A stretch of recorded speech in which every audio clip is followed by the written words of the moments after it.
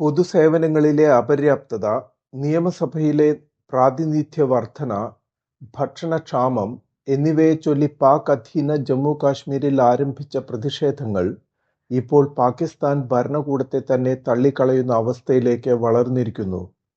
സാമൂഹിക സാമ്പത്തിക യാഥാർത്ഥ്യങ്ങൾ ഉദ്ദേശിച്ച് ജമ്മു കാശ്മീരും പാക് അധീന ജമ്മു കാശ്മീരും തമ്മിലുള്ള ചില താരതമ്യങ്ങളാണിത്.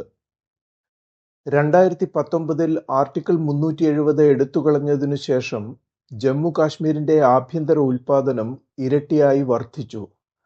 POJK സമ്പദ്വ്യവസ്ഥ ചെറുതും വൈവിധ്യവൽക്കരിക്കാത്തതുമാണ്. ജമ്മു കാശ്മീരിന്റെ വിസ്തീർണം 42,200-ഉം POJKയുടേത് 13,300 ചതുരശ്ര കിലോമീറ്ററുമാണ്. 1.4 കോടിയും 48 ലക്ഷവുമാണ് ജനസംഖ്യ. GDP 3.16 ലക്ഷം കോടിയും 42,500 കോടി ഇന്ത്യൻ രൂപയുമാണ്.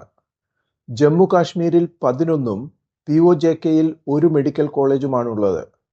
ജമ്മു കാശ്മീരിൽ 2000 കിലോമീറ്റർ ദേശീയപാതയുള്ളപ്പോൾ POJKയിൽ ഒരു ദേശീയപാത പോലുമില്ല. ടൂറിസം, ശൈത്യകാല കായിക വിനോദങ്ങൾ, ഹോട്ടൽ ശൃംഖലകൾ മുതലായവയിലൂടെ സമീപകാലത്ത് ജമ്മു കാശ്മീരിൽ റെക്കോർഡ് നിക്ഷേപമാണ് ഉണ്ടായിരിക്കുന്നത്. കൃഷി 20%, ഉൽപ്പാദനം 19%, സേവനങ്ങൾ 61%വുമാണ് സമ്പദ്വ്യവസ്ഥയിലേക്ക് സംഭാവന ചെയ്യുന്നത്. POJKയുടെ സമ്പദ്വ്യവസ്ഥ വിദേശത്തു നിന്നുള്ള പണമയക്കൽ, കൃഷി, ജലവൈദ്യുത പദ്ധതികളിൽ നിന്നുള്ള റോയൽറ്റി, ചെറുകിട വിനോദസഞ്ചാരം എന്നിവയെ ആശ്രയിക്കുന്നു. POJK പാകിസ്ഥാനിലെ ആഭ്യന്തര സഞ്ചാരികളെ ആകർഷിക്കുന്നുണ്ടെങ്കിലും അവിടത്തെ വിനോദസഞ്ചാര മേഖല വളരെ ചെറിയതാണ്.